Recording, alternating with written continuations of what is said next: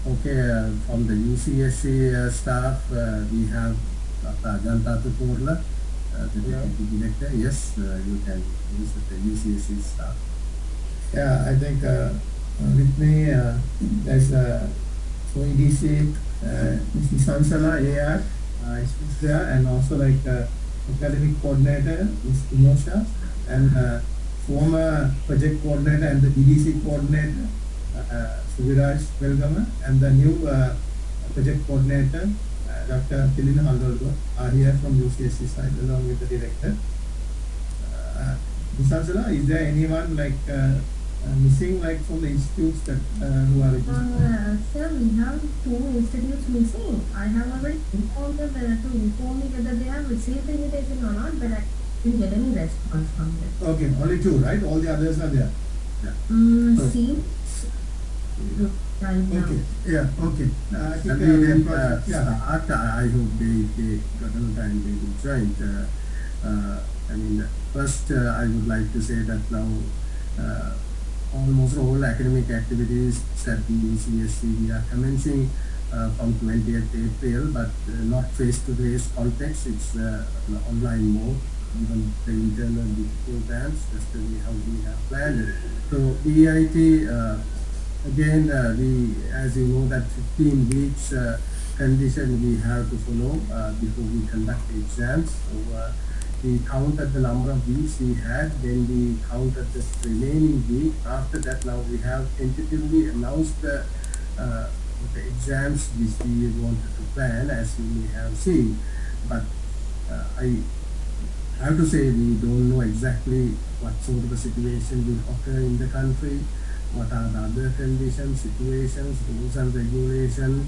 At the same time, there may be so many factors, most of them are beyond all of our control. If things takes place as we planned it, we can have it as given. First, we will do the semester 1 exams, then followed by the semester 3 and the semester 5 exams. That's the our plan. So at least if we can go with this timetable, that would be better. If there isn't any problem, then obviously we will take more time. That's the kind of plan. But this is subject to change the plans with the present situation.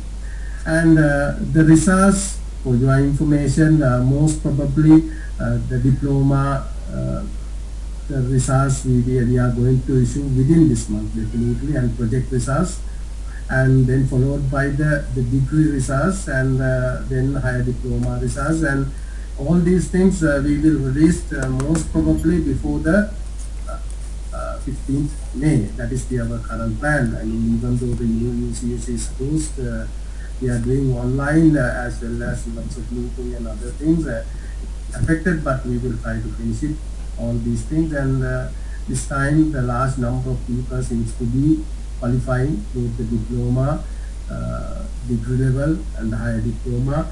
Exact number, I mean, it's too early to tell you, because still we are trying to push as much as the possible number of people who are in the voted line, which we are not officially telling to the people. If people need 1 or 2 marks, something like that, then we do a kind of special exam to support those students. So that is the current status with respect to all the programs. And I think that today's main agenda, if we start with the project, I like to ask Dr. Tilina, who is new project coordinator. At the same time, Mr. Viraj Welcome is now the external degree center coordinator, who was the former project coordinator. So both of them are in the team. So because this is one of the toughest assignment that we have in the BIT program, and also the highest failure rate and lots of things happen. At the same time, the most important course, as you know, that is the one which we use to measure the quality of the graduate. So we don't want it to make it like in a simple course where everybody could pass, because that will have a direct effect on the quality of the DP program. That's why we do it. And every year we also learn a lot of lessons through the lessons we are trying to address those things. And so this last 2 years lessons we try to use this year to improve the process. So Kirina, would you like to start giving a brief introduction, then we can Yes. go for a discussion? I mean, I actually want to like, I did not want to do a presentation yet. Yeah, So okay. I would like to have some sort of discussion, but Yeah. it seems I won't be able to do it with a set of black boxes. So Yeah. if it is possible, can you please turn on the videos? A small request, because I would assume that the data charge, if you're worried about the data charges, it won't be, because since it's hosted through Learn Network, it should be free for everyone. So no worries in that regard. Uh, I'll be sharing my screen, and then I'll start talking, but please understand that this is not the presentation in any regard. I hope you can see me as well. Yes, you can. Yes, so any given point, if you have an issue, just stop me and ask me the questions, so that we can clarify the issues then and there. I hope we are good. Yeah, go ahead. So yes, you are here to talk about the big project. It's a basic information, and as Professor Yagamage said, this is the most important piece of work that we students would do. Right? So it's 8 credits, they're expected to spend 12 hours per week. That could calculate around 300 hours. But what the students are not understanding is this 300 work of hours is excluding the time that they are spending on writing reports and preparing for presentations. So they have to spend these 300 hours on development. The project, the basic understanding, the project should be an implementation of an information system. These are also taken from the guidelines. A good criteria to select the project is its usefulness to its mankind. So if the project that they are doing is not useful, I'll show some examples later today.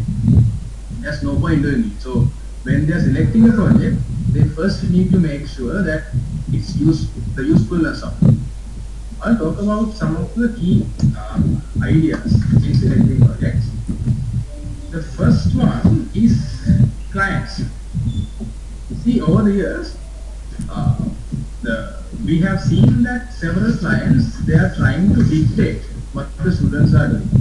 So for example, in our documentation itself, we are saying the client, there has to be a client. And if you look at the past guidelines, at the end of the year, we are actually taking the client's certificate. It's a mandatory requirement. But this year, we have decided not to make it a mandatory requirement. So the client will be there, the client could be there, but his role is only to give the students a set of requirements, and if possible, some feedback. That's it. So because what happens is when they come to presentations, when we ask them for some rudimentary business logic, they would always say the student himself identified the issue, but the client said no, that's not how we want it to be, right? So that is where this client versus client with an issue thing come into play. So we don't simply need a client per se. We need a client with an issue. I'll simply give an example. Say since most of you are from institutions, I'll take that as an example. Say you are designing a system for an institute, for a school maybe.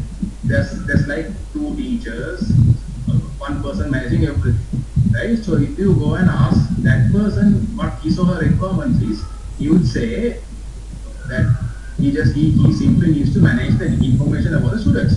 But that is not enough for a big project scope. So then what the students would do is they would try to add teachers then and there to impress the university, basically us. However, when they go and but when they want to go and take feedback from the client, the feedback the client would give is basically worthless because he don't have a need for that. He simply has 10 students and 2 people are managing that. Right? So but from our end, when they say it's an institution management system, we are expecting them to manage students, staff, allocations. Basically, one person should not be able to be there at the same institute at the same time. There should not be conflicts. We expect all those factors from the students for them to get a good grade. But what happens is they are coming to us and say, no, our client said they only need these features. That should not be the case. And that is one reason for many of them failing. So as Professor Elvagamda said, this is the module which has the highest failure rate. One reason is that. Yes, if I may ask a question, Sure.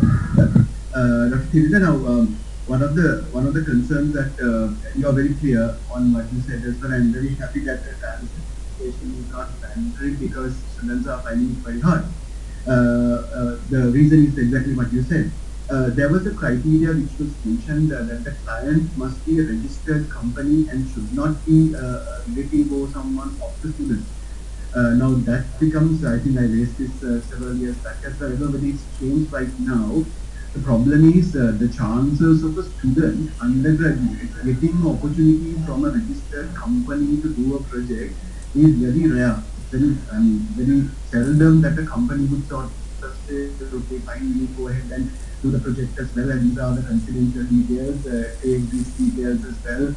So if that could be sort of be flexible, allowing the student to do a project where the client may or may not be a registered company, but the supervisor needs to sort of take responsibility to make sure that the client information, the project details are good enough. Would that be a possible avenue to take?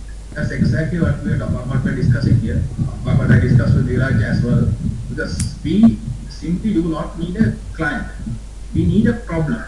That's it. And the supervisor should be capable enough of saying that particular problem is good enough to get the pass. So there needs to have a problem which can be solved using ICT.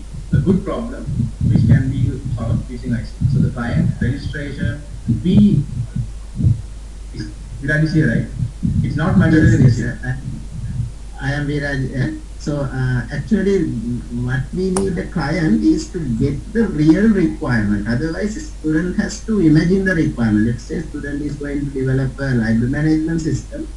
If a student do not have access to a real library, he or she has to imagine the conditions. But that to avoid that, that's what we ask them to find the client just to get the requirement. What are their problems? How they are doing their daily business? That's what we need from a client. So it is not necessary to be a registered company or a big company. Only thing is they should have an issue which can be solved using ICT. So that's what the requirement. That's what we said. Client is not a mandatory one, and we don't need the certificate. It is good if a student can find a good client who has a problem. Are we clear? Yes, that's clear. So again, the student is responsible for identifying an issue, but we do not recommend they doing research type projects or simulations. The other one is this use of tools such as the content management systems, WordPress, Joomla, those kind of things. What happened is that earlier years we were a bit relaxed. We were a bit relaxed on this. Because when we said it's okay to use these systems, but when they come to the presentations, we would ask a lot of questions from them. So what happens is a student would use this content management systems and get their functionalities done. However, they do not know how the backend works. Right? So when we ask questions from them, they get stuck and they are failed. Right? So this year we decided to make it a bit strict and clear. So what we are saying is, do not use tools, content management systems like WordPress, Joomla to do their projects. And if, for example, say you are relying on a functionality provided by a framework, so So as you all know, most of the students are using Codeignite for their PhD, right? And if you have seen their projects, almost all the projects that they do with Codeignite has a search bar at the top, right? And it's a hot search. Whatever you type, it gets searched. But when I ask the students of how it works, many of them get stuck and say, no, it's provided by the framework. That should not be the case. Of course, the framework can provide functionalities, but we are giving a degree here in IT. So he or she should be able to explain me, this is how it works. Yes, I use this functionality, I use the library, but I know how it works. It's not simply that I copy and paste something and it started. It's miraculously started to work. So this year, we wanted to make that very clear to the students as well as the supervisors at institutes and by extension to the supervisors. Right, so next, again, many people, many students feel like satisfying the client is good enough. No, that's not good enough. You have to satisfy the project examination board. For that, you need to have a good scope, and to have a good scope, you need to have a good supervisor. Students are maybe doing this for the first time, but the supervisors should be able to help them out in deciding what the scope is and whether they have done a significant amount of work to get the pass. And I also want to talk about validations. See, when we go and talk to the students about validations, almost all of them, the first question I ask them, are the validations done? They say yes, it's done. And almost all of them, when I say validations, they mean UI validations, like email validations, telephone number validations, maybe NIC, that kind of things. But validations are not simply UI validations. It has to be logicals. For example, logical flows. Let's say, for example, they are developing a carpooling application like Pick Me or Uber. Last year, I saw a project where they had drivers and they had customers and they are assigning drivers to customers. A very rudimentary functionality of a typical IT project. Adding customers, adding drivers, and connecting their two together. And I asked them, okay, now add a driver to a customer. They did that, it works. And I again asked them, add the same driver to different customers right now. You can do that as well. That should not be the case. The applications should be able to restrict those type of logics. It has to be logical. They come under validations too. Let me give you some examples. So if you see here, this is a simple customer registration form. Can any of you see it? Okay, see issues here. At the first glance, I don't think many of you would identify issues. However, when you go and look at the results set, then you feel like there's something amiss here. Again, these are examples from the student projects that I have taken with consent to do a presentation. So when you look at it, you see, hang on, there's a mistake here. There's something wrong here. What's wrong here is there are different customers living in different addresses with the same telephone number and same email addresses. How can that be?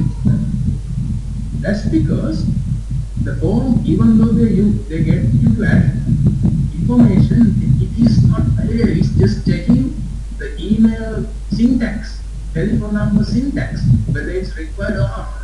What about it? Why can't you just go? Why can't you just go and see if the document, if the email address or telephone number is there in the database or not? Those comes under validations too. Again, this one. Course name, course type, OS. Again, this one. Again, we don't see any issue with the form.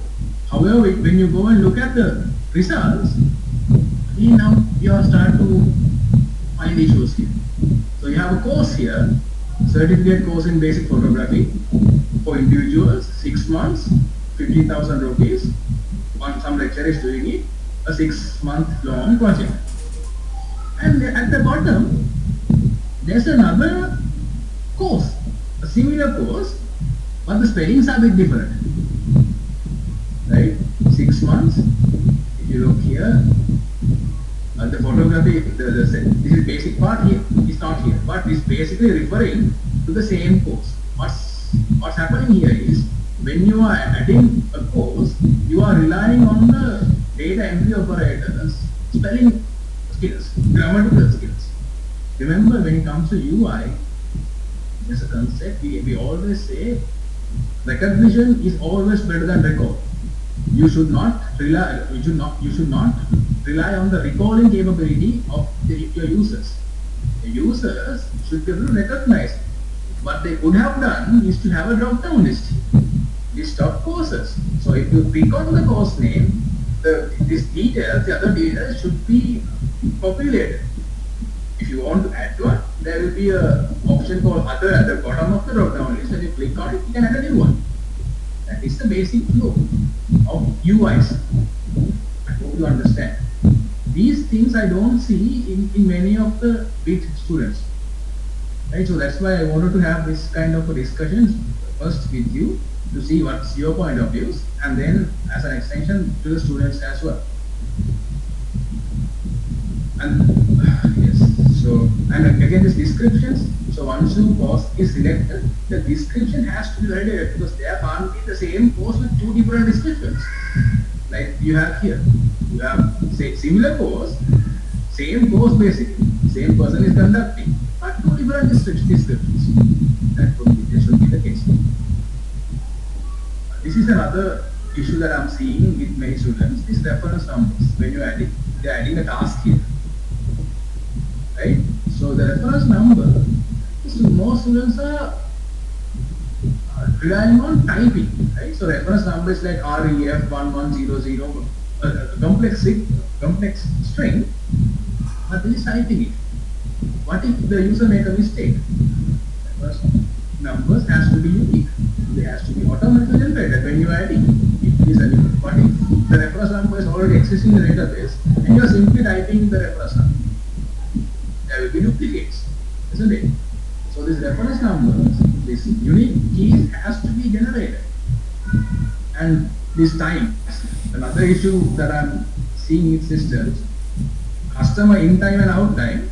In time is 12:30, out time is 10 o'clock. It's either that he has spent more than 24 hours in the same location, or else he's a time traveler. That shouldn't be the case, right?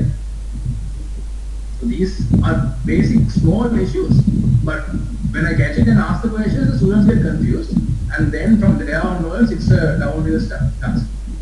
Because they are students, they are confused when we ask them, and then from there onwards, the performance gets degraded. And here's another one. Yes. I don't think you can see an issue here, but if you really look at this data, you can see the appointment date, same day, the first one. I'm the customer. I'm having an appointment for two different events. Same customer has made an appointment for two different events at the same day, at the same time even. Right? In two different venues, for two different appointment prices, and miraculously you have approved it as well. How can that be? That shouldn't be the case, right? Either from the customer's end, you should show them what are the available time slots, or else when the customer makes a request, before approving, you should be able to check it, whether I'm free or not. Here, that's not the case. So when I ask the question, student gets stuck. I don't like, that's my job here to ask questions, but when I do that, the students get confused and they back up, well away.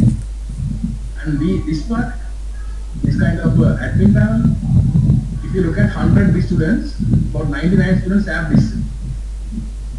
It is basically the admin panel provided by the framework and the Bootstrap UI. This will be there, I don't mind, I don't have any issues with it. But my issue is, you can't click on any of these. You have approved appointments, 33 appointments. You can't go for the appointments from here. To get the appointments, you have to go to these master pages. Scroll down and find what are the approved ones, what are the completed jobs. The whole idea of having this kind of a panel is to make the life of user easy. Here, the students are having kind of easy UI, but makes it to get the same thing, you have to do two different tasks. But first, you have to go and see what are the pending appointments today, and then from this sidebar, they have to go and look for that particular appointment. There's no notifications, nothing here in this part. Either there has to be notification here, or else the user has to be able to click here and go for that particular appointment. So those are some of the basic issues that I see, which can be solved pretty easily. If they have 1 year, they have to spend that time thinking logics. And I believe it's the role of the supervisor to go through these. I mean, these are students, it's extra students as well. So they sometimes might make mistakes. The supervisors are experienced, so they should be able to track these issues. And the goal of this discussion today is to show you some of the points, some of the key points, main points that many of the students are making a mistake. Right? Then the selecting supervisors. Are there any issues up to this point? Add something Yeah, to good, go ahead. what Tirina said basically. Actually, many students are coming with very weak projects, and if we ask whether you show this to the supervisor, they said yes. Actually, we are surprised because we know that you as institute and many of these supervisors are very well experienced people, and they can find these simple errors by just looking at once. Maybe students are lying, or maybe you as supervisors may not have a time to look at. But if you see the project at least one time before they come into the final evaluation, you may realize the issues what Tirina shows.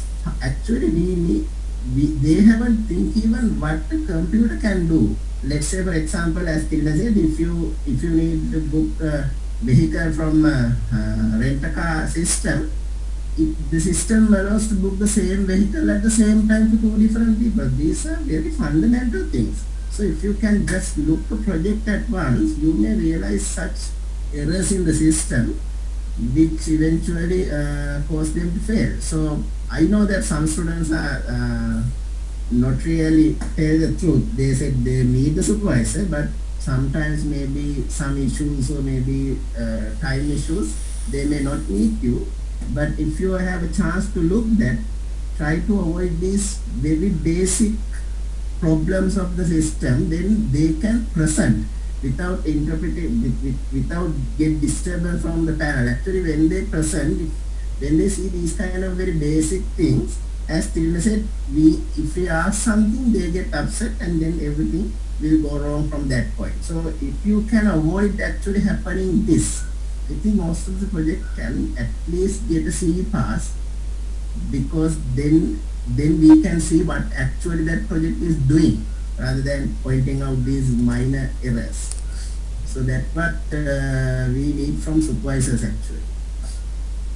Yes, sir. I think before Tirina starts the next part, here with the registered institute, what we are trying to discuss here is, this is not the webinar that as per Chevakuna said. What we try to do is we try to get your views as well, and then we will update our material, and hopefully by next week we will try our best to do that webinar to the supervising staff, as well as it will be basically inviting the supervising staff and institutes, but also the students can also join, and that will be recorded, and then we will put it available to everyone, so the students also know what they should do as well, and whereas we will try to make sure. But however, the problem that you have from your side, please discuss this. So this is not going to the students. This is only between the institute and UCSC to discuss and formulate the next presentation, the webinar proper way, so that we will deliver what we want, both of us want to give it to the students.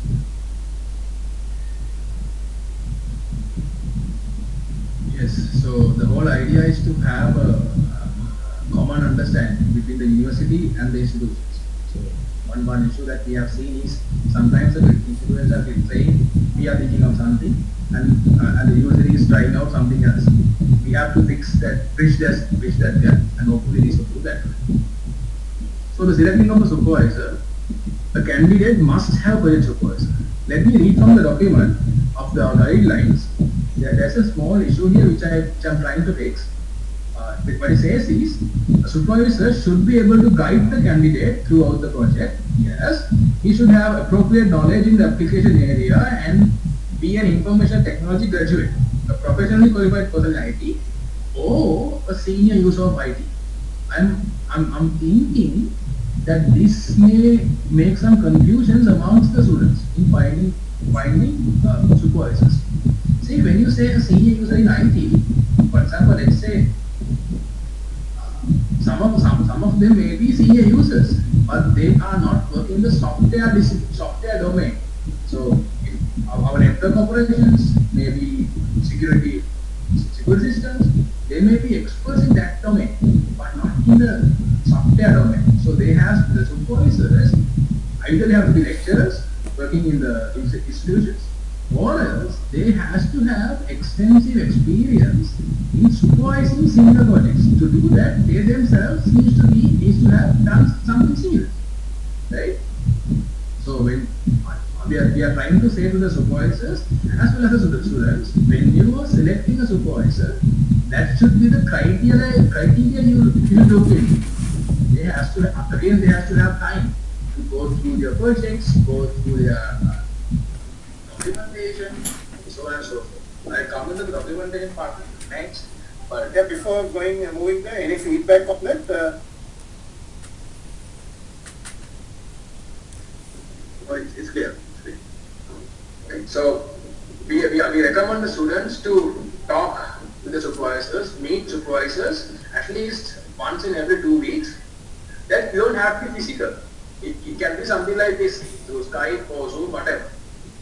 But if they meet supervisors regularly, then only they get feedback, right? Then only they can improve. So for your students, please encourage them to meet a supervisor regularly. I do know that many of them would not do that. I mean, the students would not do that.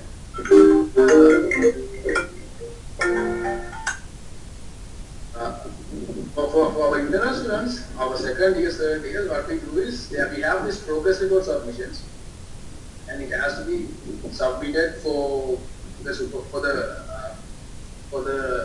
we have to have the supervisor signature, and the difference between the two signatures has to be a gap. For my student, I'm the secondary coordinator as well. So what we are trying to do is we are trying to have a progress reporting sheet where when the student handing out the document to the supervisor, they have to sign it in front of them, and then when the supervisor gives the feedback, the supervisor has to sign on the document as well, and there has to be at least 2-day gap between the signatures. Hopefully that could encourage the students to submit reports early. We should give some time to the supervisors to look at the reports. Of course, there may be loopholes here. I'm not going to fix all the loopholes, but at least we will have a mechanism, and as long as the supervisors don't just simply sign, this should work. But do you think about? I mean, you can have some similar mechanisms in your institutions as well, so that it forces the students to meet supervisors regularly. Right. So, and then let's look at the submissions. This question from me. I am one from Qualifies Yatna. Okay. Some of the students come and meet supervisor 1 or 2 times and then not continue. But they submit the project with digital signature of the supervisor. So better to have any mechanism to conduct the UGC and supervisors separate mechanism. This is That's better. illegal, right? Yeah. One or two students have the digital signature. I mean, that's Shall we have something like supervisors like directly sending that information to UCSC some way we can have an interface or something so that it can be not through the student, it can be between through the institute and through UCSC. We can look at some model like that. Yeah. And if some supervisor has to legally complain to the say for the UCSC, say that this particular student is using digital signature without proper approval from supervisor, I think we can warn the student or we can do something. I mean, it's illegal. We can take such illegal. Illegal. Yeah. We accept actually if the person has done something like that, immediately he will not be, even we will not evaluate his submission. Yes. Immediately. But not only evaluate, like it can be like we can send it up so that it will be another punishment also, like because misusing. Yeah. Sometimes we find the end of the dissertation submission or any viva time. Yeah, even at any time if the supervisor can complain, in writing, I think we can get some action, isn't it? Yeah, we will have some system done to make sure that the supervisors will register and like sort of like Yeah, that's have a link. We will try that. Yeah. That's a good thing. Actually, some cases supervisor formally sharing their digital signatures because sometimes supervisor and students are in two different places. Yeah. So in that case, student may use it with the approval, but for the later submissions, yes, student may not get the approval for the later submission. So I think it can be handled between the student and the supervisor to a certain extent. But if the supervisor need to get rid of that student by informing us, I think yes, as supervisors you can inform us to say that you are no longer responsible for this particular student. Yeah, we will address that in our presentation also, like to the students as well. Just We a can small warn idea, them actually. just a small idea as well. If there is a simple mechanism from the side of the university, now since actually as Dr. Kirti was mentioning, it's good that we are doing all these things as well. It's for the betterment for the student as well. The problem is they will find it difficult to understand this particular part. But however, from the supervisor's point of view as well, as the gentleman was also saying, we can have a mechanism just to approve the student. Supervisor has some sort of a portal with the university. So under my name, the list of students who are going to submit the project is going to be listed down. After I go through their proposals and the projects and everything as well, I'm just saying approved from my side as well. Apparently, then the university knows that these students have been, this supervisor has checked these projects properly or whatever as well. So maybe something like that, just thinking out loud, something like that we could have. Would it be a good idea as well? I think that simple workflow would work as Dr. I think merges with Dr. Ajantha's suggestion as well. So what Mr. Virat Pinto pointed out, I think that would work. So that way it will be easy also to like review and then also have the things done properly, reducing the headache from the side. So basically what you are saying is we should, if I go to the very ground rudimentary level, what you are asking is once we approve a project, the students has to submit a supervisor's consent for the project. Exactly. Yeah. I mean, if I recall. Yeah, and from the other side, we can inform that each supervisor, since we have supervisor's details with the supervisor agreement form, what Dr. Virat mentioned is that, as far as I understand, if we can inform them again that these particular students are submitting proposals and final dissertations with your name as a supervisor, it's kind of a verification stage. And I think sometimes student can put that can do that submit. yeah, we will try to keep that communication goes till the project submission, because sometimes like Dr. Virat might have 10 people, but maybe ended up with 7. So that the other three, so he's not responsible as well, but they might be using his signature or like they're just supervising. So towards the end, then Dr. Viraj says like, okay, I have 7 people I'm submitting and I have approved that. Then we know that when they are coming, so like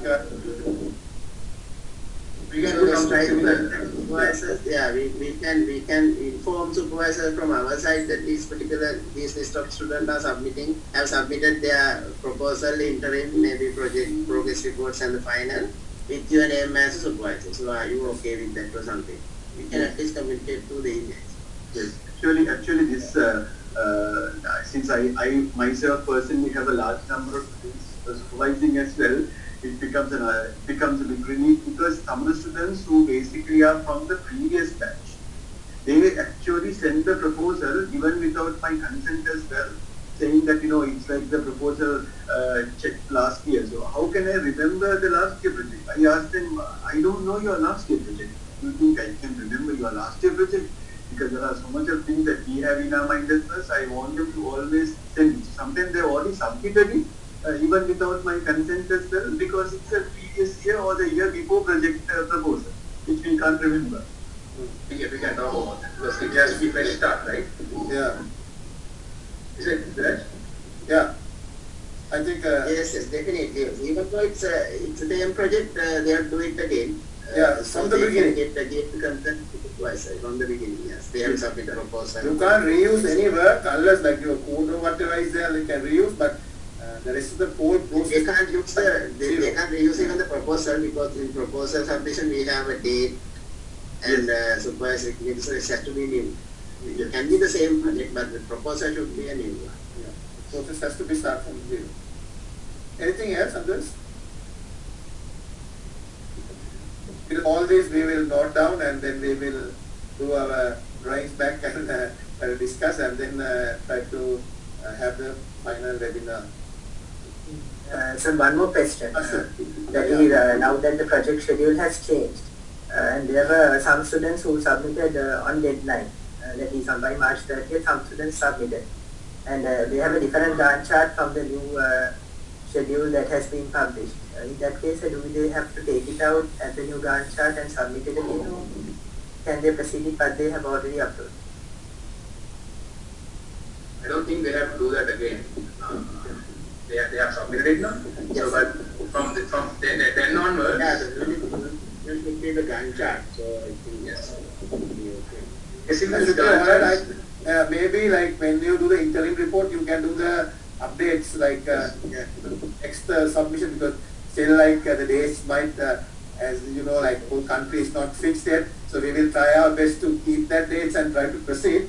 But however, there can be some issues. But whatever is been passed, right, no point of going back to the people get bored as well. But in the next update, of course, yes, they can do that. Just a small thing as well. I mean, I know this is a bit practically difficult from university side as well. When we had started with Professor V.K. Samanayak as well, they used to sort of have a approval of the project proposal. But then for the last couple of years, it was not there. Do you think at least from university side as well, could that be done back again, or is it not practical to do it? If I answer you the thing, I mean, this question from very beginning. Now, at the initially there was an idea where we want to register the supervisors, and then the process seems to be more tough. I mean, also at that time, very hard to find people who have a capability of supervising. And sometimes people have a software development knowledge and skill, but the supervising, I mean, something more than that, just the knowledge and the skill is not enough. And also, in the past, we tried this thing, giving comments, feedback, approval, but there is, sometimes if we approve it or not, it's something like very difficult in this context. This is not like an internal degree, like an external degree. One thing is a workload is very high. For example, large number of people are submitting. I mean, more than 1,000. And all the people are not going to the end.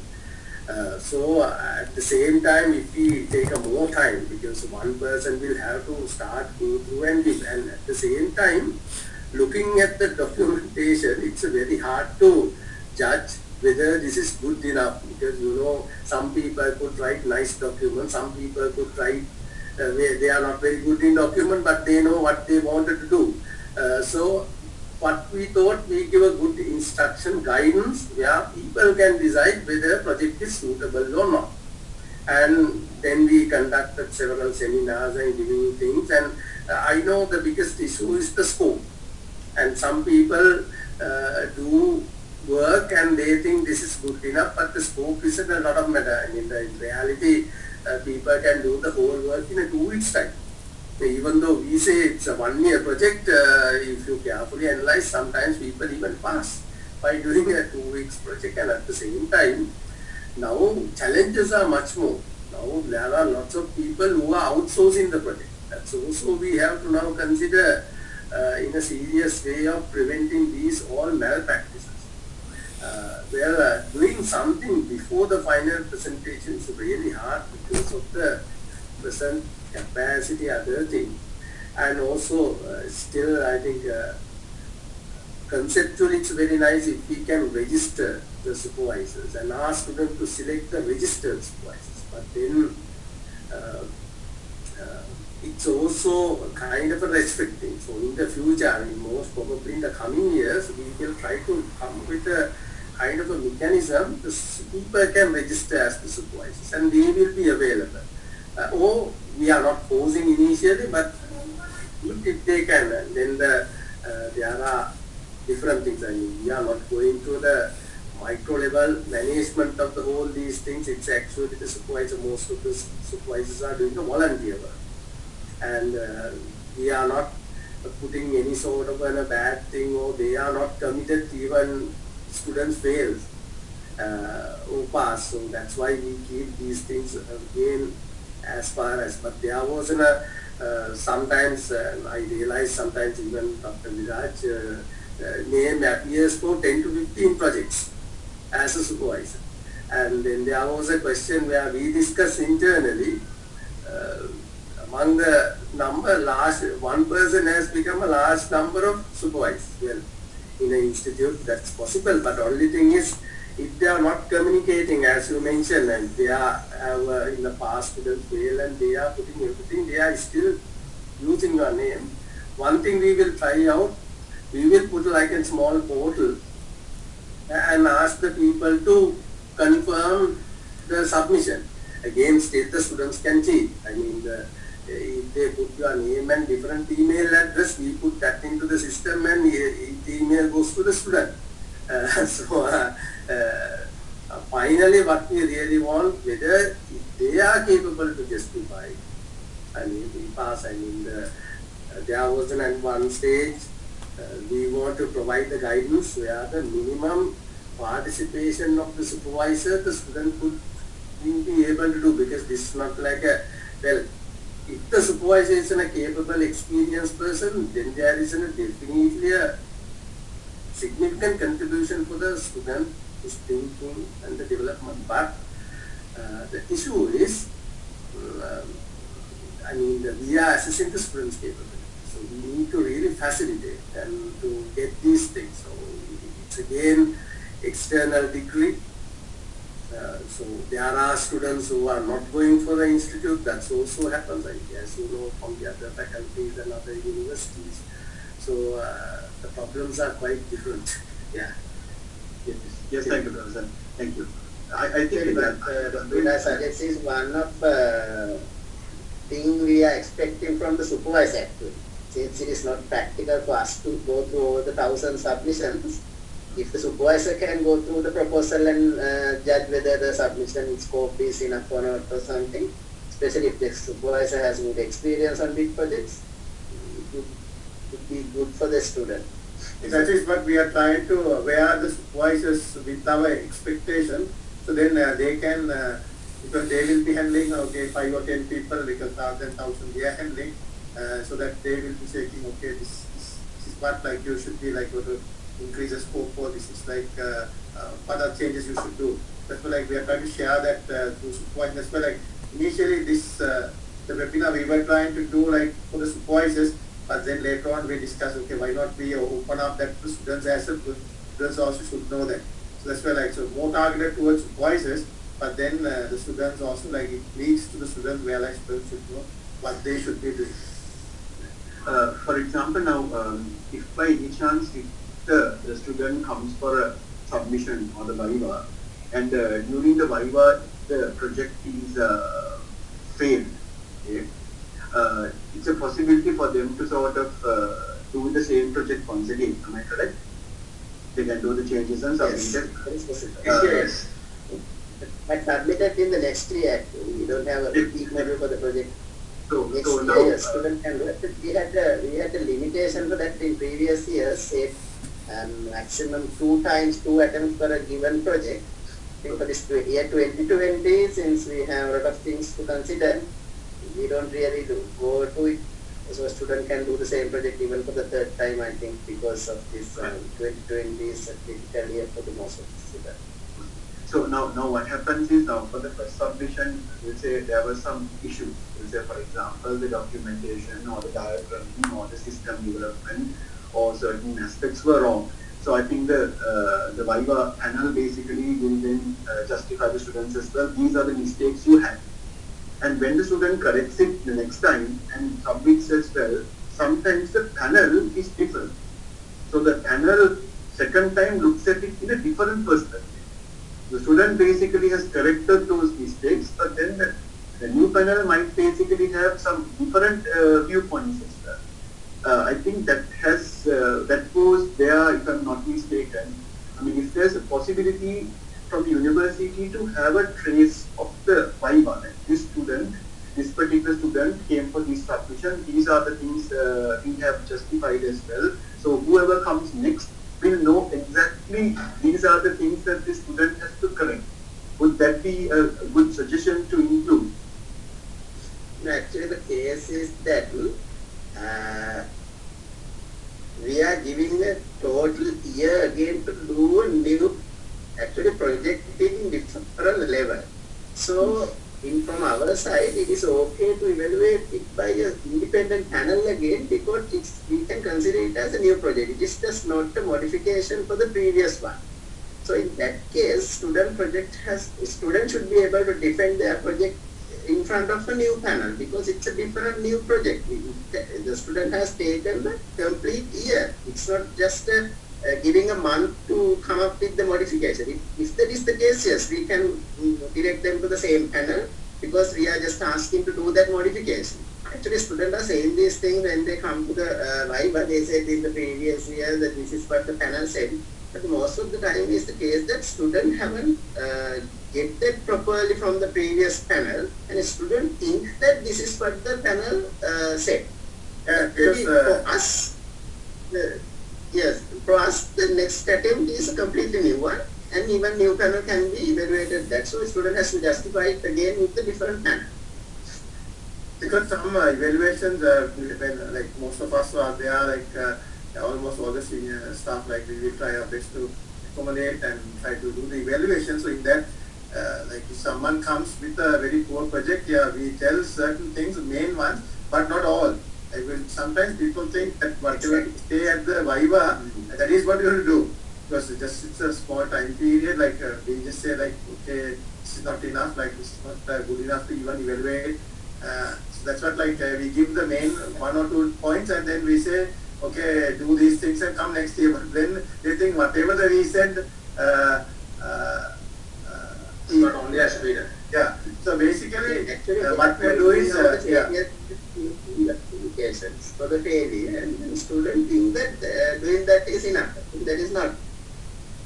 Yeah, we will address that also, like in the discussion, the webinar, like about that, because that's not that's the evaluation part, because we are not giving the whole report of like what, it's not a whole assessment of what you should do. But however, in the next time when you submit, that's what like you will go through the whole process. So we will try to clear that process. What are the things has to be there. So if you are there, so it should be all right with any panel.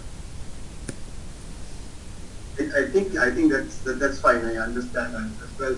So I think in this portal that we are going to have with the university and the supervisor, if we can have the option also to inform the supervisor that these students' projects were rejected or failed, I think then we also will know, okay, all right, so we know that these things have happened and this is bad for our performance or whatever else, but we also can trace it.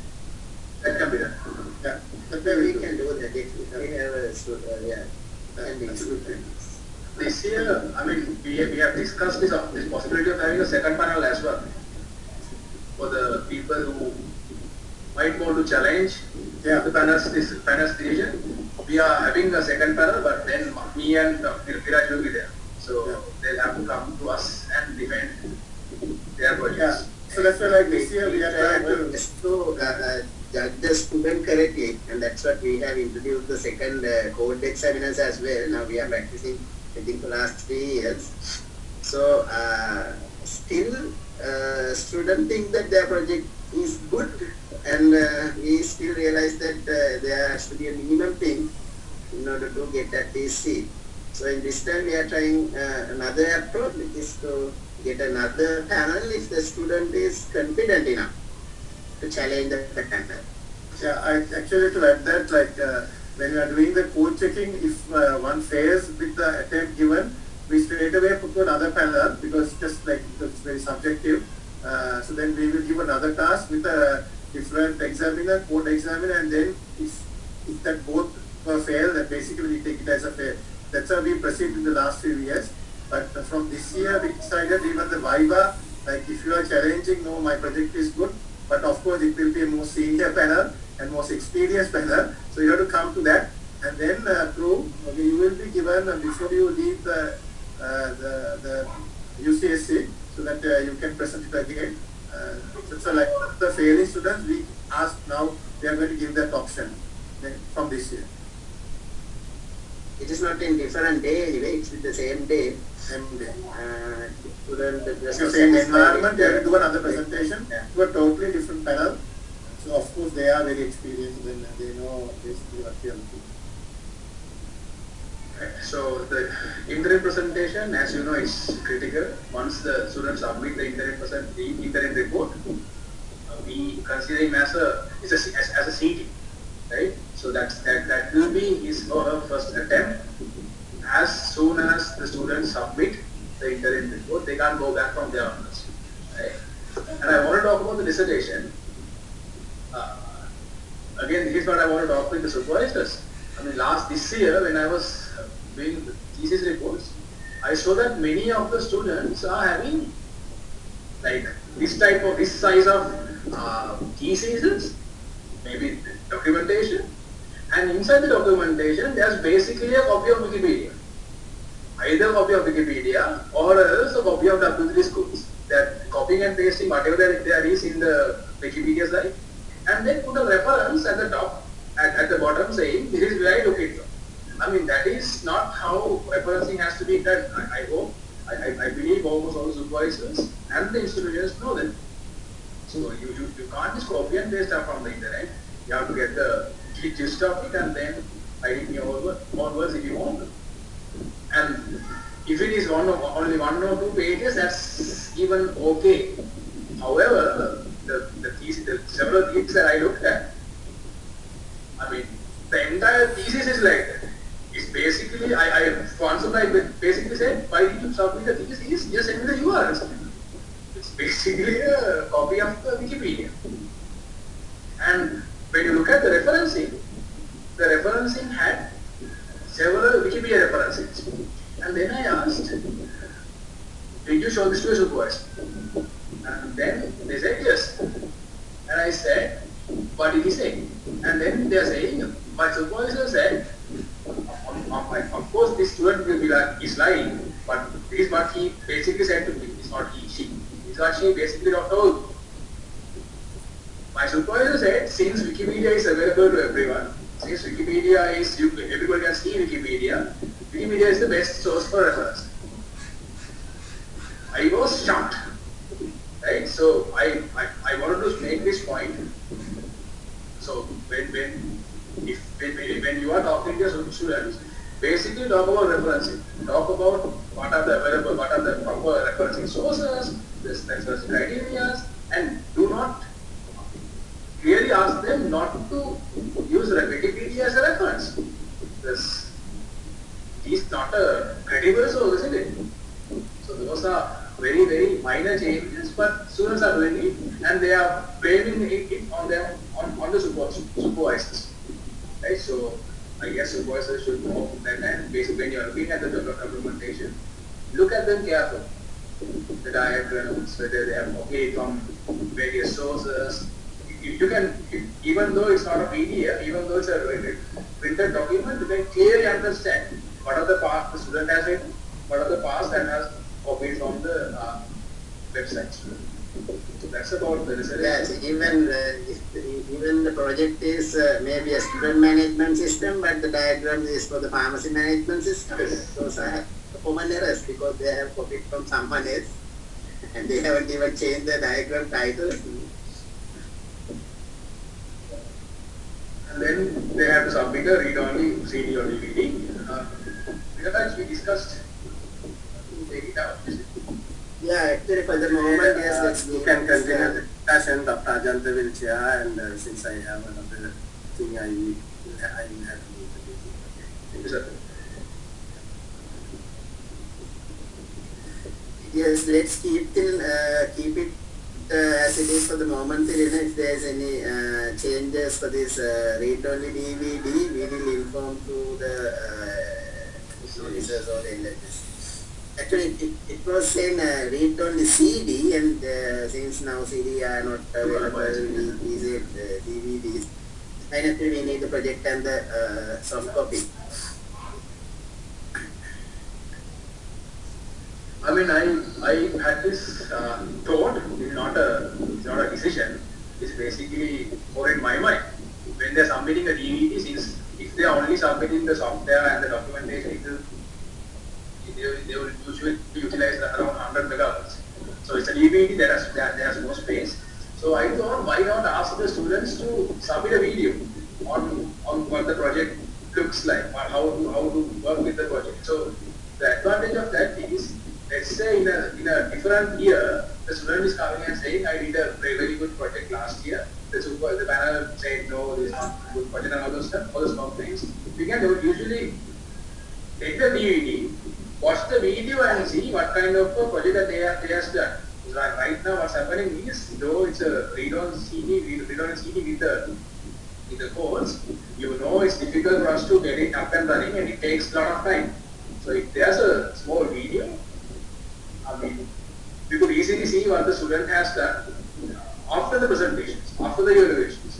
If we want to reverse what are the decisions that we have taken. So that's just a thought. It's not something that we have confirmed with or even discussed with anybody else. So, what do you think?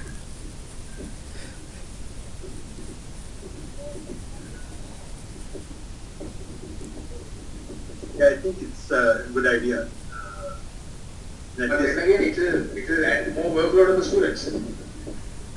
But I think now That's the time we consider. Yeah, I think even we Because since I was the project coordinator for I think last 4 or 5 years, when we submit the project schedule, actually we can't submit the schedule for the entire month. We submit only the coming weekend. So in my experience, almost more than 50% of the students who were coming for the first week submit medicals. Because they are looking another week at it. They don't come at the first. Anyway, someone has to be first anyway. You can't avoid that. So they are submitting medicals and they are looking at least a day for the project. In that case, asking them to do this video may be a huge load for them. Actually, if we are getting such video, we have to get it in advance before the project. Because otherwise they may do the project in a different way and then go home and modify it and do the video. So if we get that We have to They can get come to the the evaluation with the same situation. Yeah. Then it will be additional headache for them anyway. That's what I concern. Anyway, let's discuss it. That what actually as the institute, as their teachers, what do you think about the common issues of the project and what we can do for improve the pass rate, etc. Yes, that's about the slides. I'll take on the slides. We can discuss. I would like to, yeah, go ahead, Viraj.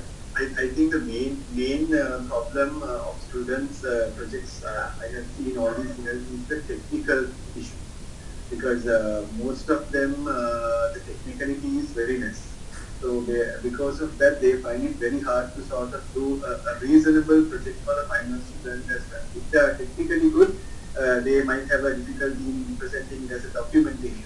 But anyway, I think as institutes, I think we need to sort of take an action, and we have different classes and so on to guide them and do all these things. Actually, even we are doing online classes for these technical areas right now, even today. So I think, we have a Viva actually internet, but the sad part is very few students come for it, and then they somehow give us excuse like Viraj is mentioning as well. Ideally, they give us also a medical, and they say, "Sir, can't come. We are not well because something is wrong. Project is still not working. We are still doing it."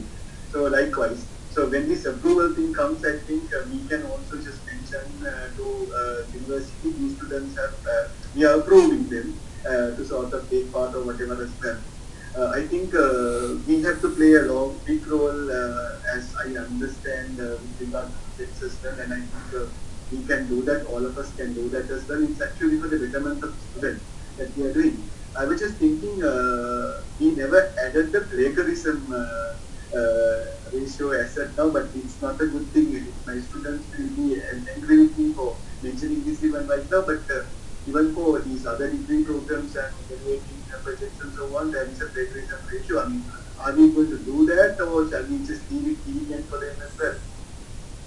We have, for our internal students, we have the plagiarism ratios. But the problem is if we do it right now, I'm pretty sure about 95% of the students will take. Because even now what they're doing is they are just copying and pasting the Wikipedia, as I said earlier.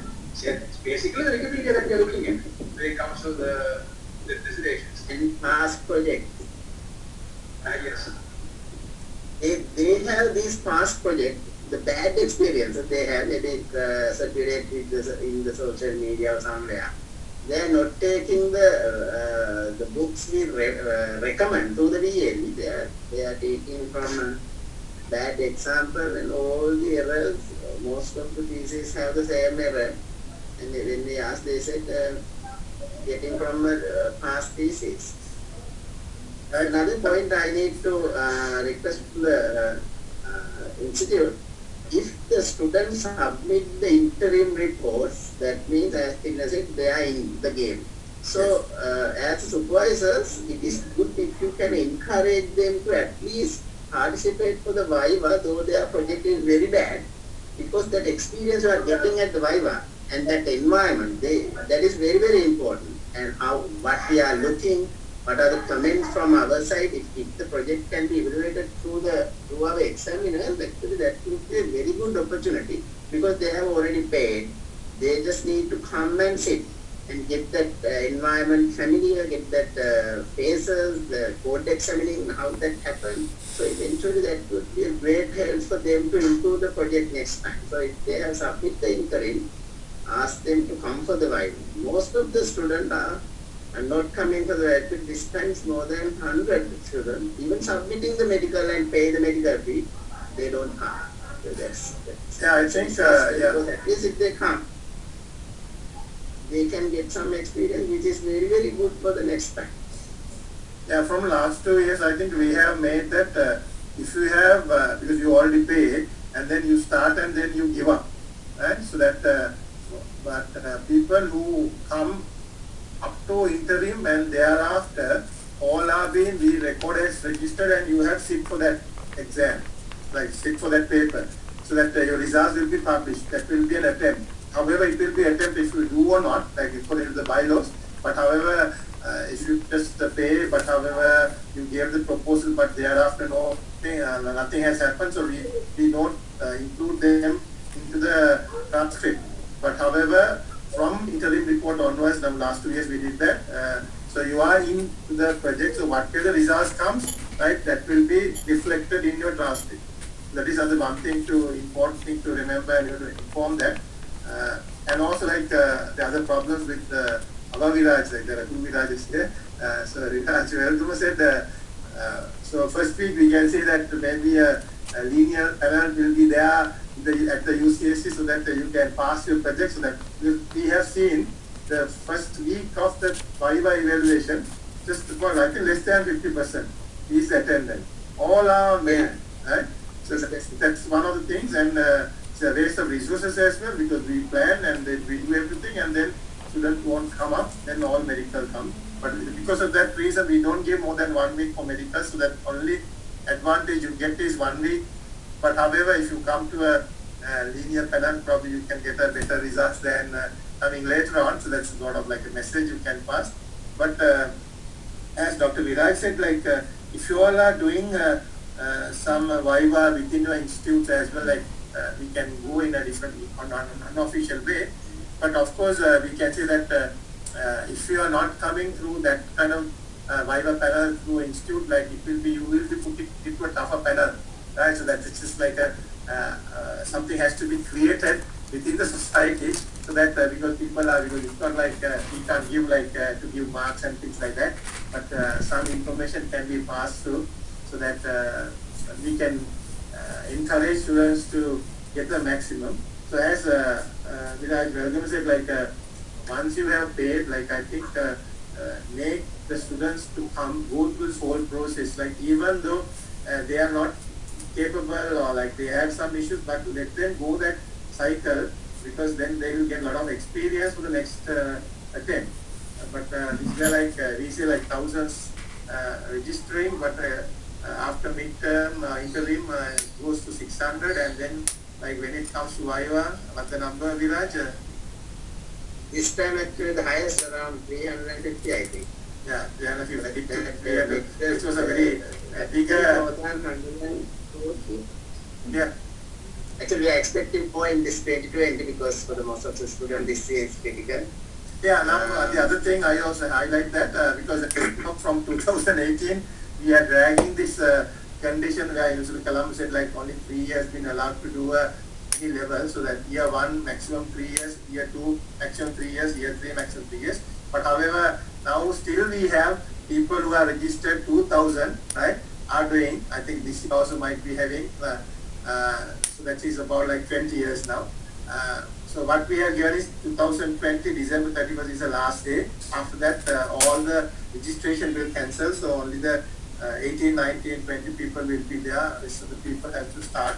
But however, we are going to give lateral entry, where if you have done the diploma, you can join with 2nd year. If you have high diploma, you can join with the 3rd year.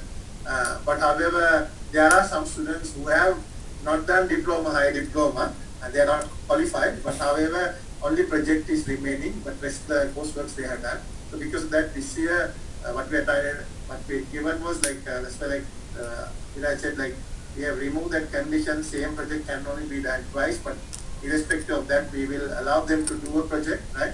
But however, they have to do a project to be in a condition to be passed, like it's not like you can't just say, you have tried for last 5 years, we will give you an exemption or whatever, right? They have to. So we will try to accommodate more people and try to give an opportunity for them to complete if possible, because some people will end up with nothing, because diploma, high diploma, if you don't get me, you will start from year 1 again if you want to continue the program. So one question from me, in this matter, the 2020 registration cancel means 2018 intake students or 2018 3rd year registration student? I will allow Dr. Inosha to talk on that. She's academic coordinator. Dr. Inosha? Hello? Yeah. So in this case, we are saying before 2018. All the students who have registered before 2018, their registration will be cancelled at the end of 2020. Yeah, 2018 students will be okay. They have 2018 will be okay. 2018, 19, 20 will be okay. Before that, they have to finish everything by end of December 30th. 2017 and later. Yeah, up to 2017 will go away from this year December. To 2021, only we will be having 2018 students, 19 students, 20 students, and the new 2021 students. So only 4 years. 2018 intake students is nominated. 2018 students will not have a problem. Yeah. Before 2018 will have to finish. Okay, sure. Here is some numbers. Yeah. Some students registered for the 2017. His number start with R17 or something like. Yeah. He is not studying for the third year now. He is not qualified to the third year. But now he is qualified to the third year in 2020. In 2020 he qualified to third year. So that 2020 rules is apply for that student or not? It is applied to that student as well. So he want to finish the degree within this year. Otherwise, it's a cancel. Yes, what he can do is he can complete the diploma in IT or higher diploma in IT by 2020 December 31st. In that case, if he is unable to complete the degree by 2020 December, with the ditto HD qualification, he can rejoin as a new student for the BIT program in 2021. Yeah, there are some students that condition, like even though we have allowed some students to come to third year and continue, now he has to do third year everything and the project, and then first 2 years, like to get the diploma and high diploma, he has to do 1 or 2 courses. So here, so now if he do the project well and all the courses 30, yes, he can get the degree by 2020. So that will be alright, but that's a huge risk. If you say law, so like when some students talk to us, we say like, okay, if you are confident, just go ahead. If not, what we do is, even though we UCC have said you can come to third year, you can complete first year and second year and get the diploma and high diploma, so that to the 2021 you can continue with the third year. Because now no point of trying to do it and put everything down. Why not save your diploma and high diploma and then do the, because we will give a lateral entry for people who have diploma to join in second year from 2021, or people who have high diploma to join with third year with 2020. Yeah, that I think, yeah, we can't give as a condition. We have put that notice also, Sansala has put that notice. But however, you all know the student's capability, and you can basically, even though you see, said, okay, you have now put to third year, just ignore third year, just do first year, second year, and try to get the diploma and high diploma. Because remember, the diploma and high diploma has other conditions as well. You have to pass assignments, assessment, everything, so that they have to complete everything. If registered the student 2017, yeah, they chance only 2 times in third year, no? I don't know. Wait, now in 2017 person, yeah, let's say they don't do anything this year, third year, like just say he do like diploma, high diploma. Yeah. Then 2021 he joins as a new student for third year, then he will have 3 years to come third year. Yeah. Every year you have 3 years, but now as well, I don't try to make them to do half. There's no point of getting that. So he's a special decision maker like this year. So those people who can get diploma, high diploma, push them to do that. Yeah. Just don't think about it, because if his planning is to do the big degree, so just ask them to come as lateral entry next year. We will give that. Thank you, sir. Yeah. Another doubt. Yeah, sure. From 2020 rules, every year must be finished in 3 years. Yes. So now 2018 students now complete the first year within this 2020. That yes. is rules for them. Yeah. Yes, they have yes. The first year before 2020 December 31st as well. 30%. So the 2018 people will not be able to come to next year again first year. Okay. Inosha? If they want to obtain the DIT, they have to do it by end of this year as well. The 2018 registered students. And another doubt, if there's from 2020 some new subjects are introduced and you publish the course mapping also. For some students take a new subject, for that for 2018 students, some of the 2018 students do the first year this 2020. That time, what is a credit GPA calculation? Because some in 2020 some credits are 4 and some credits are 3. But in the past previous subject you give it 3 credits. Example information system last year 3 credits, now 4 credits. That time you what how to calculate the GPA?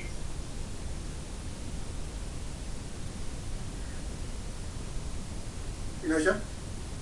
For the new students, we will be, the ones who are registered in 2020, we will be taking the new GPA.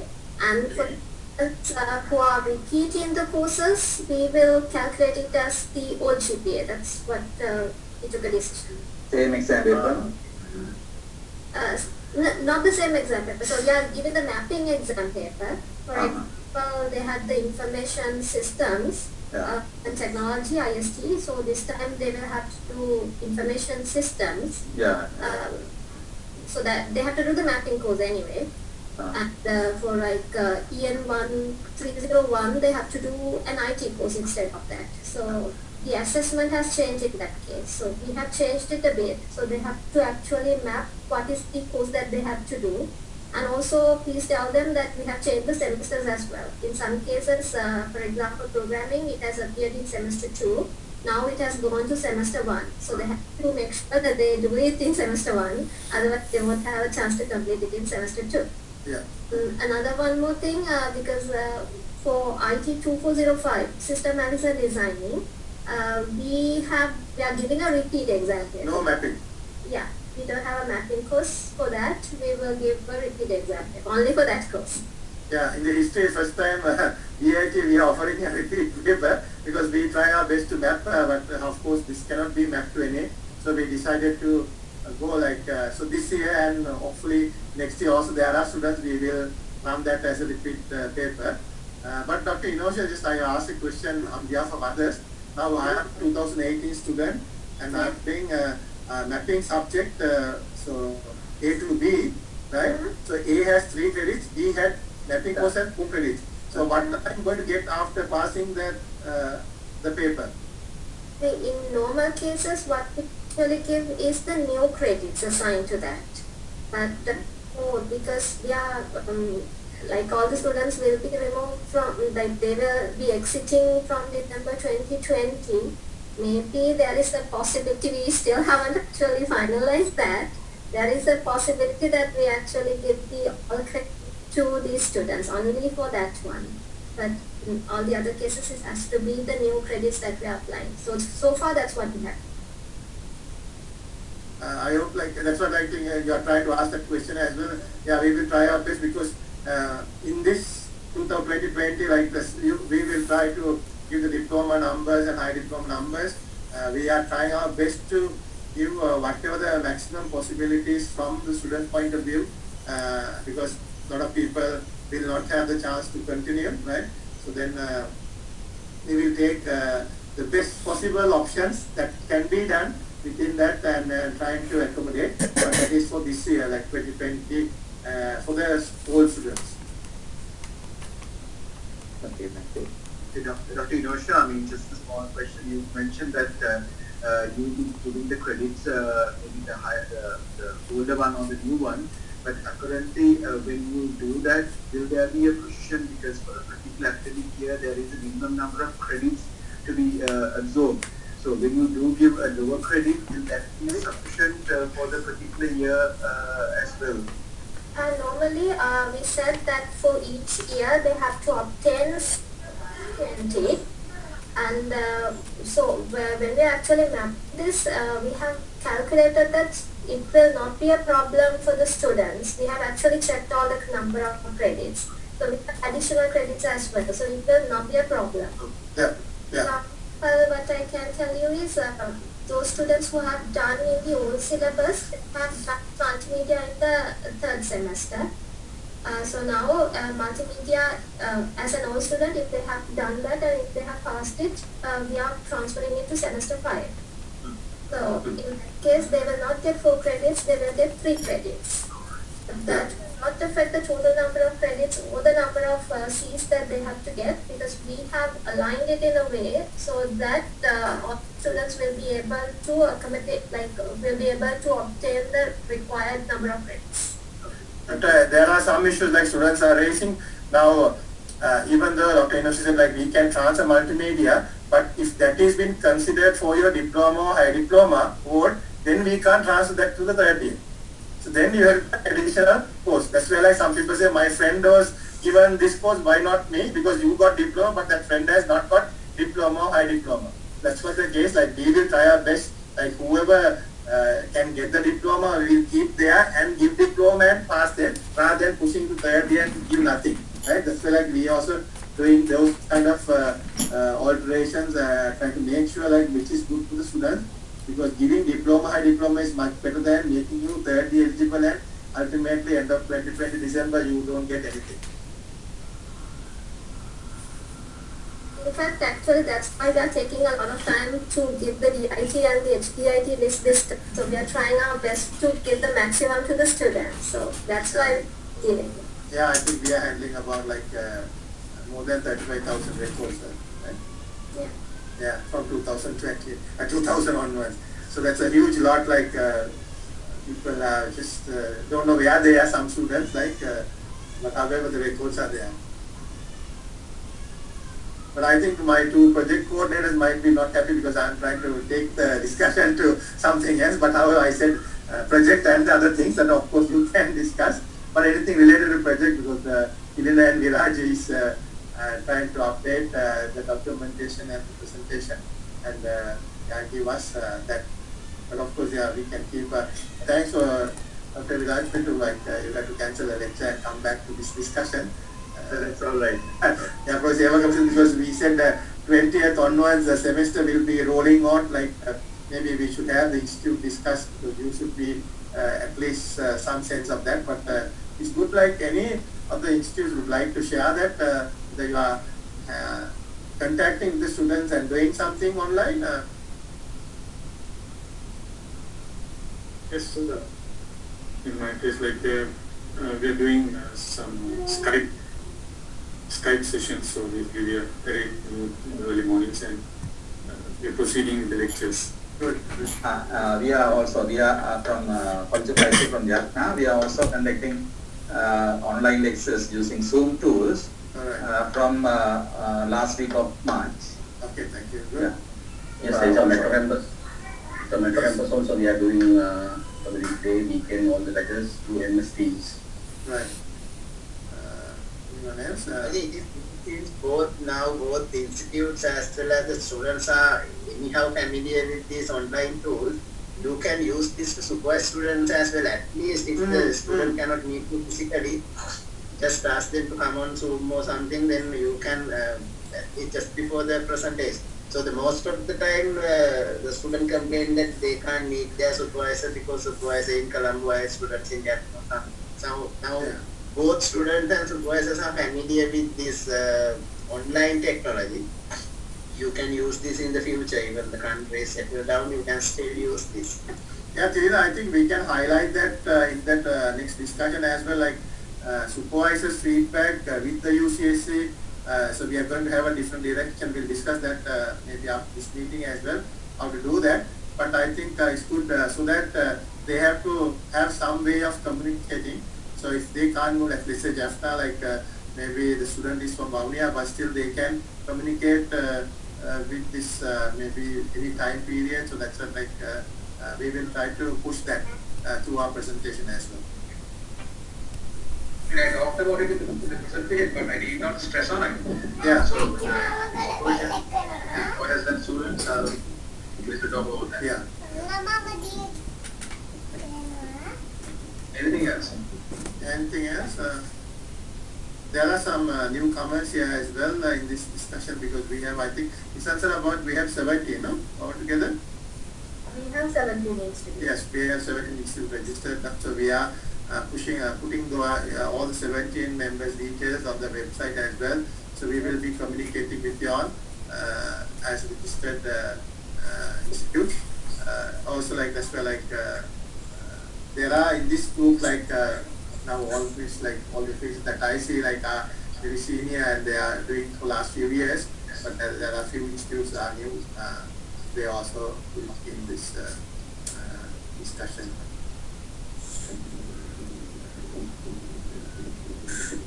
There's a question from the first year students regarding the online assignments. Have the assignments being published yet? Because they showed me a date around May, 26th May, they had to submit their first assignment. Wondering whether it's already there. So I really haven't got any update regarding the online assessments or my assignments. So it's not yet the deadline is not yet set. So it's not open yet, I think. So I think what we said was we will set it the deadlines again. But now I think since we have set the exam schedule, because of that we have now we can set those deadlines as well. At the moment, okay, since no one is going to UCSC at the moment, UCSC completely closed, and the big website is also we are not updated because for security conditions we are not given access from outside, so that no one can access. As well as we sent last week 2 people and then put a notice there. So listen to our Facebook notices. So any deadlines we are trying to put it on the Facebook because our website is not down. Basically, we are not trying to make it open and try to access from outside because lots of attacks and hacks are happening. So that's why we can't access that. All our notices until we go to UCSC will be on the Facebook page, and then so these deadlines also will be coming up because we just decided very recently to start the semester from tomorrow onwards, and then we set the deadlines, exam dates, so now the deadlines. However, whatever the previous deadlines are not going to be, because there are 5 weeks. We wish that that will be accommodated. But however, that when we are scheduling the exam, you might have seen first semester was there, and then some papers there were some holidays because that Saturday and Sunday, so that we try to give that the final year students for that advantage, one paper and then have a gap and then get to the next Saturday and Sunday. There was 2 holidays coming up on Saturday and Sunday, so we try our best not to, even though at this time period with any additional holidays to have exams. So that is what when you are doing the schedule, you might have seen there are 2 papers in 2 days, but that we gave the final year students the advantage on that. According to regarding your question, we will set those deadlines new, but the previous deadlines are not active. But that's where yearly we can access because of the yearly notices are coming, but the website notices, please don't rely on that because that is now outdated. That's where we put a notice saying that look into the Facebook. When the publishing the schedule, exam schedule, and 6th semester last exam and submission of the project report is very closely, 1 or 2 days. I think the gap is between those 1 week is better, no? Yeah. If possible, keep 1 week gap between end of 6th semester exam and final submission of the dissertation. I think we let me check. Okay, we will take that. Yeah. Please give those things. That's no problem. Right. One thing, because semester 6 exams were happening a bit early, no? There was. Yes, I mean, I can remember we did it for some reason. Yeah, but it's only few days. Just check that. I will also check again. But however, if there are a few days, we will do that.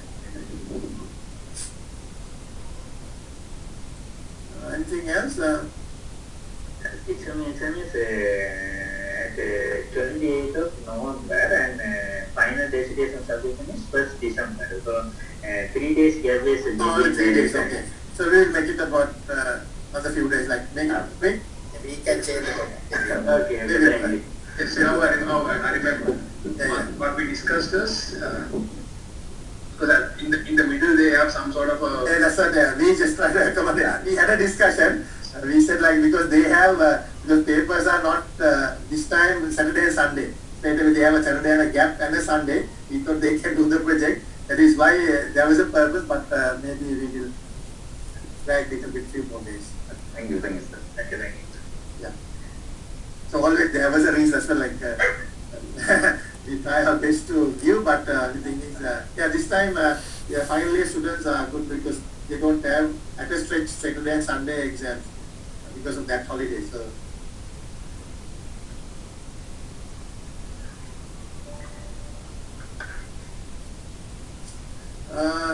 I think if there are no questions, any tentative dates, Viraj, because it's good, like, because they also can give us some feedback, because whether it's a weekend or whether it should be a weekday, morning. If you can just share the current... No, like a tentative plan, if you can tell, so they can tell us whether that's a good time, because they also for the project evaluation? Yes, project webinar. Project webinar, yes. Yeah. I confused. Yeah, project webinar, today is 19th. We can do it in next week if... next week better, huh? The better we do. Because we are starting the semester, because students are now... because I think the proposal submission is on around May first week, isn't it? Before that we have to do. Yeah, definitely. So shall we put it like on last Friday or something? 24th? I'm good. 24th. So, 20 is it a Friday? Yes. Yeah. Yeah, how about others like Friday? You all have engagements or like it's a good time? No, it will be about 2 to 3 hours, no? Yeah, it will take maximum 2 or maximum 3 hours. Yeah? 3 hours, yeah. Yeah, after the session. Now since these areas are going to release from curfew from 22nd, I don't know how mess the things will be, but still we are okay. But from student side and the supervisors, whether they have to engage with some other official work, they have to run here and there, there would be issues. Then we can do it on the weekend, 25th. The weekend, I think sometimes maybe they are conducting courses. Yes, weekend actually we have courses conducted as well. Yeah, in our case also. Yeah, that's right. Delivering. But this meeting, so we have to make it hard to have this meeting happening today. Yeah, but I think even the curfew is released, you can't conduct face-to-face lectures so soon. No, students can't go because school universities are not open. Yeah. But I think you all can't have your institutes open, no? Because they said... No, they have given instructions to close every institute. Every yeah. So Nicholas will do Friday 9 to 12 or 9 to 1. Yeah, okay, fine. Yeah, right, so that's Friday means 24th. Yeah. So maybe because institutes, 17 people, like you all can organize your staff, all the people who are doing, even outsiders, the numbers are all right, no problem. Yeah, we can invite all the third All years. right? All 30 students, as well as you are, if you have some visiting people who are doing supervision. So it will be a public event. The numbers be okay. We can accommodate like 500, isn't it? Yeah, I think yes. We can. I think like this is like we are discussing. That's why like in the Zoom we can go up to only 100 connective, but even 1,000 I think we can go on to think. So they can't ask questions, they have to post it. Okay. We will do that, but if all the 17 institutes can send Nisansala, because email addresses might be good so that we can give the invitation in advance for the winner planning. So the students can join with the ID and password, but however maybe institutes I can at them if you can send all, so that whoever who supervise, maybe get them on board to this. If you are 24th, by 22nd, if you can send those email addresses, that will be good. Sansala, you have to correct. Sir, what about the students who are not? No, that we have to advertise on the Facebook and say that meeting ID and the password, and then as a webinar, so they can join. That also we can share, but it's good like we can put our institute staff members straight away into the system. So they have already been given the institute login also. So okay, that you can tell. Everyone has got the institute login. Yeah. Yes, I have sent the few issues for last people who registered at the last moment. Somehow I think we tried our best to give. If anyone is having any issues with that, no, and also slowly like make sure that our content are coming for the new subjects. So because everyone is working from home, so we have a schedule, we have a plan. So don't expect last few lecture slides are not available yet, but we are slowly getting week by week. But however, you are always welcome to write to me and Sansala and Viraj. Viraj is the EDC coordinator, new coordinator, the EDC and QCS. Viraj, you are reading that mail, no? Yes. QCS and CNBC, okay, like Viraj is reading now. So you can write to that if something missing, like that's good. Like keep on writing, like if something is missing, we will push, because that will be handled by our e-learning center with the staff, so that it's not like directly we are involving, but we can coordinate that. So e-learning center has promised us to give somehow week by week before the exams all the material, because some lectures has to do on the spec, some have to reuse the content, because of that takes a bit more time. Don't we have the access to Project Really from that institute login? I tried, but I couldn't access. I guess, because it's only for the first year, the new VLD, I think. We have given only the new VLD. Yes. Yes, I just, after you sent me everything, I just checked, but only that first year content can be accessed, not the other. Okay, at the moment, that also I tell you, like, we are running 2 VLs at the moment for the first year, because we are running a new instance on Moodle, and then that is where the first year new content. It's not like people get confused as well. And then all the people will be, second year, third years will be the old VLE. The project will be separate VLE, right? Yes. So That is because we have two groups now. People who are done early and yeah. we had So you are handling the new VLE, right? yes. Yeah, we will discuss that and try to see whether how we can accommodate that. And I think no one has got that access to VLE, right? Project VLE. No. Right. So yeah, that's Mr. Sir, record that. We will work on that. Yeah. We can ask you to. Yeah, that's right. Again, 17 institutes. Can you send like for projects? If there's someone else, like if all the time I'm taking Viraj as the example, Viraj's email address is coming, so that we are adding that, so that there's going to be confusion. But if you can nominate, this is the person who is handling projects. So if you send that email to Nisansala, so that 17 accounts we can create quickly and then give them.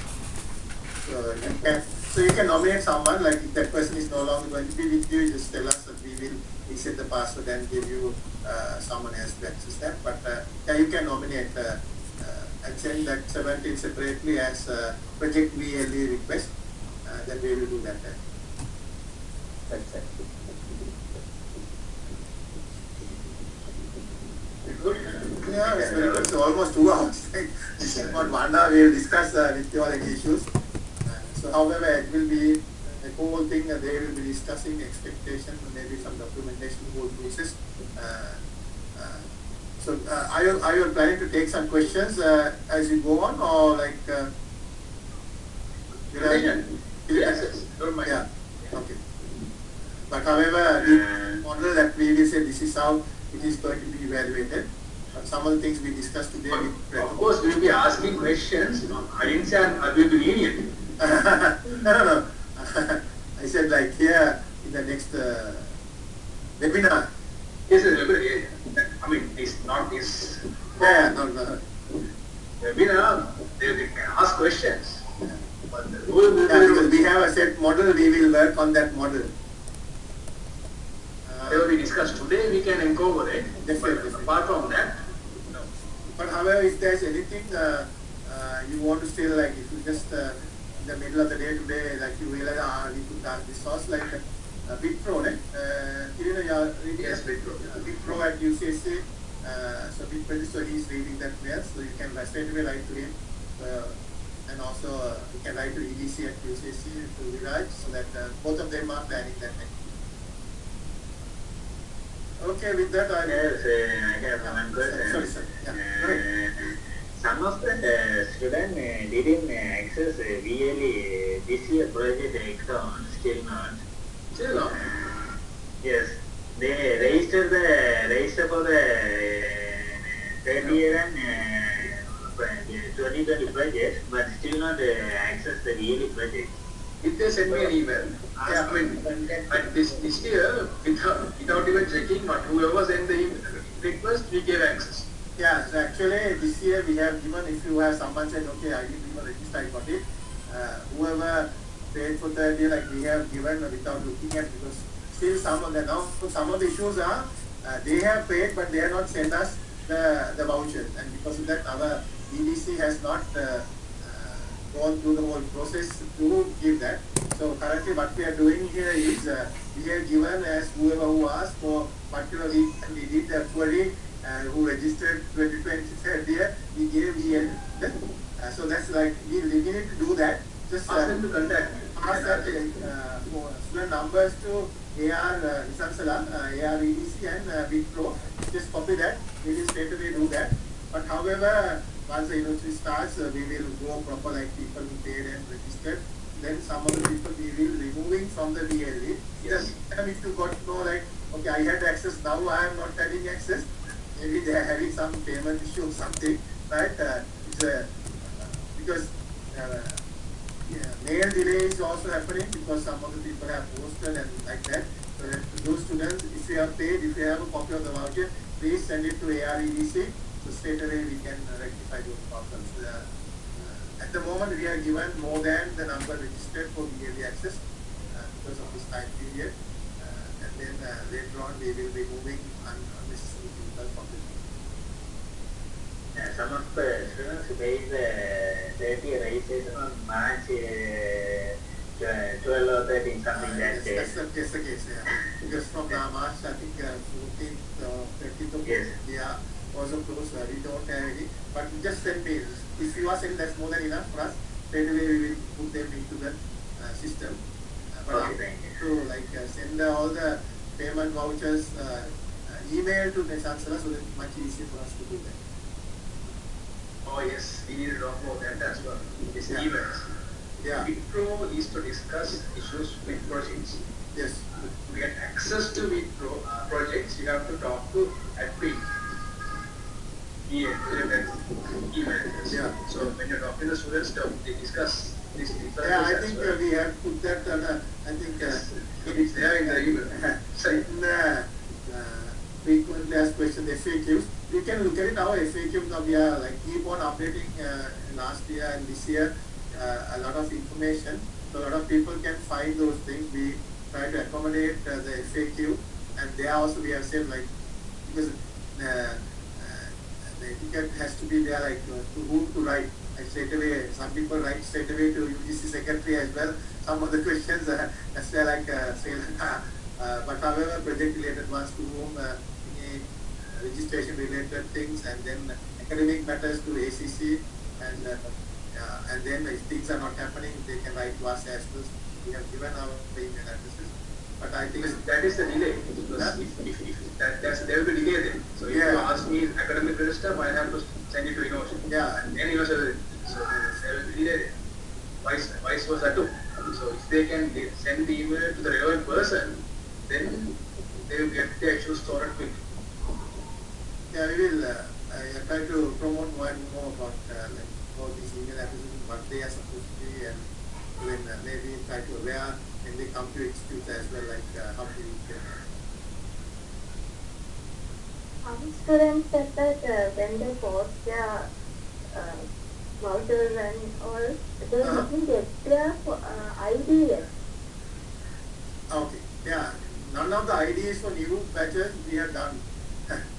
By the way, ID is going to be new as well from this year, 2020, because that will be a plastic card now with other universities. So that only thing is the machine is going to print that is still in America because we have done the ordering but still not been delivered. So because that we are delaying that, so we hopefully we think that the machine will be coming to Sri Lanka and then we are getting ready, everything is there, but now we have to do it. So none of the IDs have been done yet for new registrations. Old ones we are keeping, but if they have lost or they are asking for a new, that has been given with the new ID card, with some biometrics, we are going to get it the new card.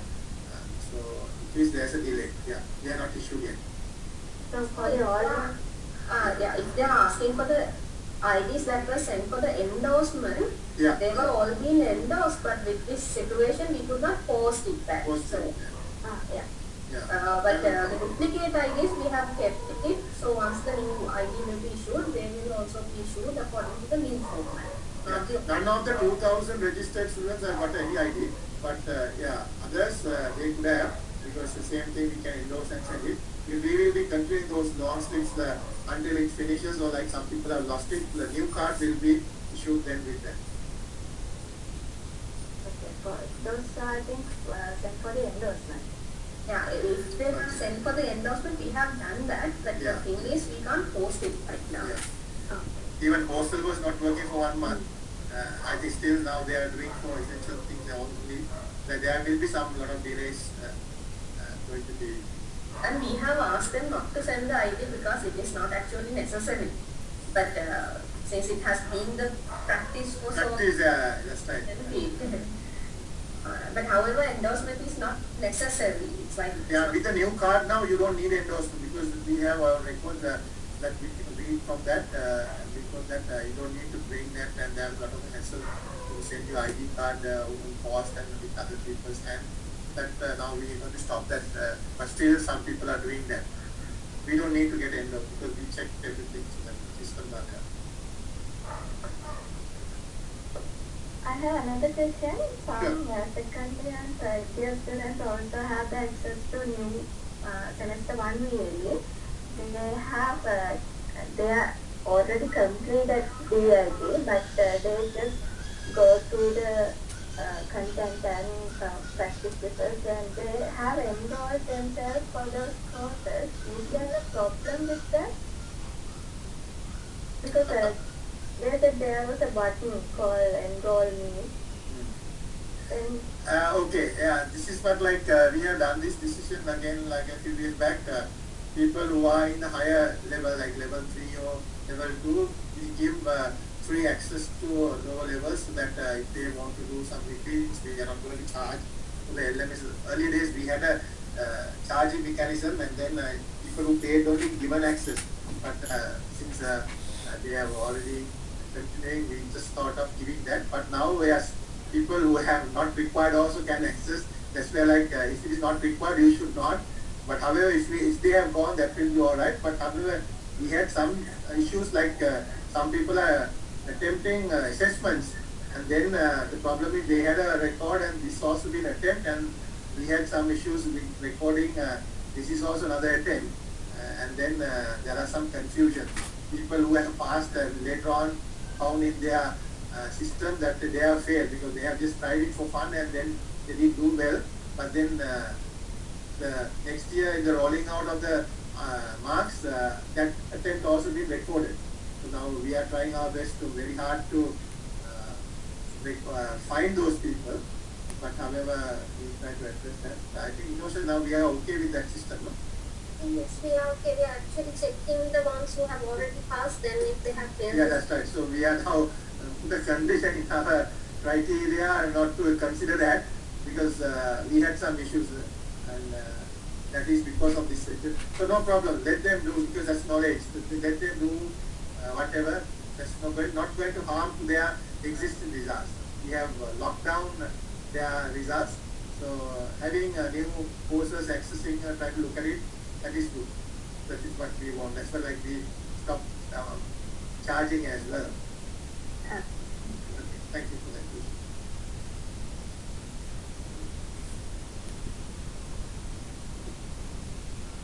I think it's good, like I think in Sansala we can record this as an institute meeting rather than a project meeting.